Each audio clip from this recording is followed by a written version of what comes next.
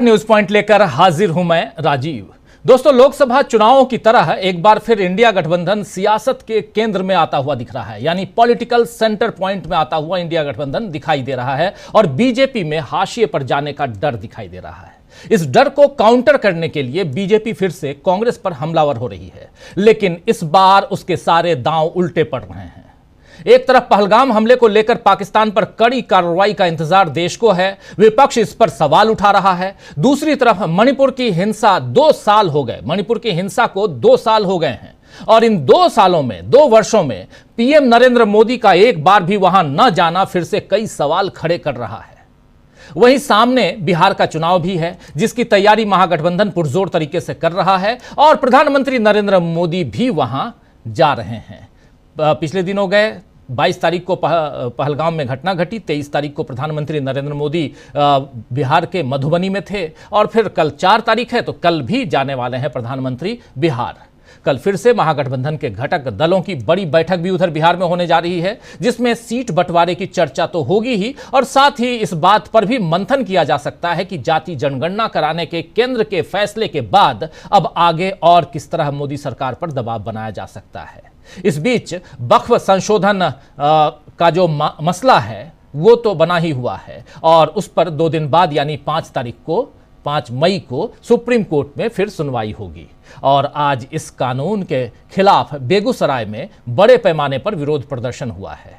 इन तमाम चुनौतियों और मुश्किलात के बीच किसानों का अपमान भी बीजेपी के लिए अब मुसीबत बन गया है। दरअसल राकेश टिकैत की पगड़ी गिराने के मामले से इतनी आसानी से बीजेपी पीछा नहीं छुड़ा पाएगी, ये बात आज अखिलेश यादव ने एक ट्वीट में जाहिर कर दिया है। वहीं आज मल्लिकार्जुन खड़गे जो कांग्रेस के अध्यक्ष हैं, उन्होंने पहलगाम हमले को लेकर बड़ी मांग की है। क्या कुछ कहा है मल्लिकार्जुन खड़गे ने, आइए यहीं से शुरुआत करते हैं, पहले उन्हीं को सुनते हैं, सुनिए।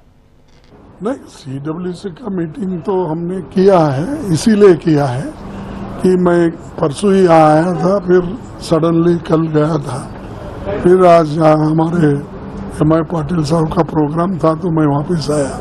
हमने सीडब्ल्यूसी में यही तय किया कि एक तो जो पहलगाम में हुआ है ये बहुत बड़ा सदमा हम सब लोगों को पहुंचा है और जो 26 लोग उसमें मारे गए हैं और उनके परिवार के लोग जो आज बहुत दुखद है, उनको मुआवजा देना चाहिए और गवर्नमेंट उनकी रिहेबिलिटेशन की व्यवस्था करनी चाहिए। ये हमने अपने सीडब्ल्यूसी में भी कहा है और उसके साथ ही साथ हम ये भी चाहते हैं कि गवर्नमेंट पाकिस्तान जो करने जा रही हमारे पर हमला, उसका मुंह तोड़ जवाब भी देना चाहिए। सर, सेंसस का बारे तो सेंसर देखिए, इसके बारे में तो मैं खुद 2 साल पहले लिखा था और वो लेटर भी मैंने मीडिया को बताया है और खास सेंसस जब हम डिमांड कर रहे थे, राहुल गांधी जी भी डिमांड कर रहे थे, तब कर्नाटक के मिनिस्टर्स और खुद प्राइम मिनिस्टर के जो कैबिनेट मिनिस्टर्स है वो ये कह रहे थे कि हम लोग समाज को तोड़ने के लिए जाति जनगणना पूछ रहे हैं और ये भी उन्होंने कहा कि जाति जाति में झगड़ा लगाना, धर्म में फूट डालना, ये काम कांग्रेस वाले कर रहे हैं। मैं पूछना चाहता हूं, जो 2 साल पहले मैंने ये सवाल उठाया था उस वक्त तो नहीं किए, अब आप किए हैं तो आपका मकसद मुझे मालूम नहीं, लेकिन ये अच्छा है कि जो हमारी मांग थी उस मांग को, उस डिमांड को उन्होंने माना है और हम ये चाहते हैं। तो यहां सुन रहे थे मल्लिकार्जुन खड़गे साफ कर रहे हैं कि पीड़ित परिवारों को, अगर पहलगाम का मसला हो, सबसे पहले उन्होंने पहलगाम पे अपनी बात रखी, तो वहां साफ कर रहे हैं कि पीड़ित परिवारों को सरकार की तरफ से मुआवजा मिलना चाहिए और कह रहे हैं कि हम चाहते हैं कि सरकार पाकिस्तान को मुंहतोड़ जवाब दे। इसके अलावा जाति जनगणना पर भी वो अपनी बात रख रहे थे और कह रहे थे कि जब हम जाति जनगणना की मांग कर रहे थे तो कैबिनेट मंत्रियों ने, सरकार के काफ़ी जो नुमाइंदे हैं, उन्होंने कहा कि हम यानी कांग्रेस समाज को बांटने और सांप्रदायिक दंगे भड़काने के लिए ऐसा करना चाहती है। अब उन्होंने ऐसा किया है। मुझे नहीं पता है कि उनकी मंशा क्या है, लेकिन मुझे खुशी है कि हमारी मांग पूरी हो गई है। हालांकि मल्लिकार्जुन खड़गे ने एक ट्वीट में यह भी बताया है कि मणिपुर में मोदी ने राजधर्म का पालन नहीं किया। वहीं इस मुद्दे पर आज कांग्रेस ने एक प्रेस कॉन्फ्रेंस की है, जिसमें मणिपुर के प्रभारी सप्तगिरी उल्का ने क्या कुछ कहा है, आइए जरा उनकी जुबानी भी सुन लेते हैं। कांग्रेस के सांसद हैं मणिपुर से, और सप्तगिरी उल्का कह क्या रहे हैं सुनिए जरा, क्योंकि 2 साल हो गए मणिपुर को लेकर, प्रधानमंत्री नहीं गए, सवाल अब कश्मीर को लेकर भी उठ रहे हैं, सुनिए। ये बीजेपी सरकार, हम लोग बार बार ये डिमांड करते आ रहे हैं जब से ये घटना घटी है कि यहाँ पे प्रेसिडेंट रूल इम्पोज करो, लेकिन ये कभी माने नहीं। लेकिन कांग्रेस पार्टी के दबाव से, राहुल गांधी जी के प्रेशर से 20 महीने के बाद they finally agreed on A president rule on 13 फरवरी 2025, 20 महीने के बाद। एंड ये जनता हमेशा डिमांड करती आ रही है कि यहाँ पे प्रेसिडेंट रूल लागू करके आप सिचुएशन को कंट्रोल में लेके आओ। बट अभी जो हाली सिचुएशन है ग्राउंड में प्रेसिडेंट रूल होने के बाद भी is far from normal. Around 260 persons have lost their lives, 260 जान जा चुकी है।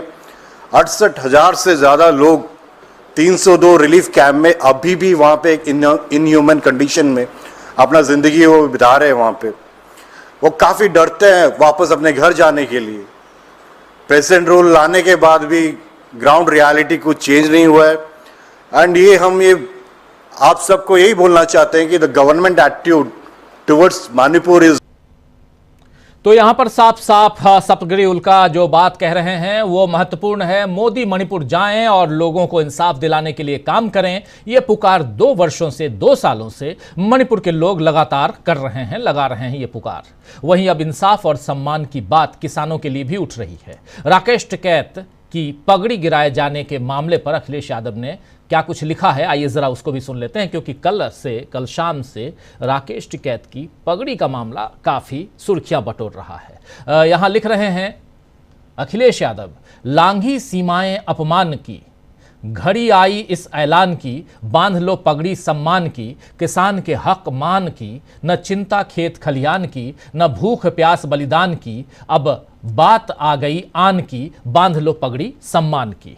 बात चाहे कश्मीर की हो, मणिपुर की हो, वक्फ संशोधन की हो या किसानों की हो, दोस्तों इंसाफ की बात केवल कहने से काम नहीं चलेगा, वो होता हुआ दिखना भी चाहिए। और ये बात अब देश में चारों तरफ से उठ रही है। फिलहाल देश में कोई चुनाव नहीं है, अभी से लगभग 4-5 महीने बाद बिहार में चुनाव होना है, इसीलिए बीजेपी इंसाफ की मांग को लेकर ज्यादा फिक्रमंद नहीं दिख रही है। लेकिन अब बिहार में चुनाव से पहले महागठबंधन की जो तैयारी है उसमें बीजेपी के लिए चिंता की बात है।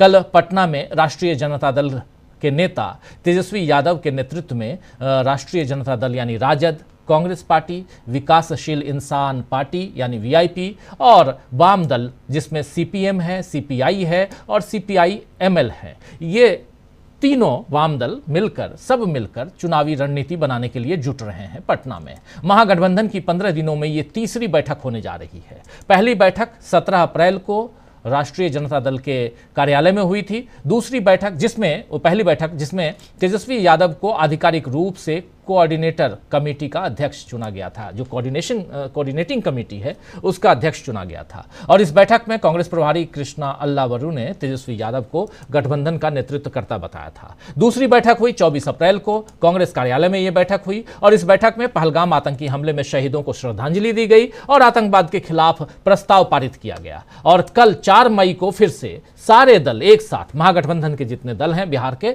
वो एक साथ बैठेंगे और इस बार जाति जनगणना पर कैसे आगे बढ़ा जाए इसकी रणनीति तैयार होगी और इस पर चर्चा होगी। यही विषय है, हो सकता है। तो कश्मीर से बिहार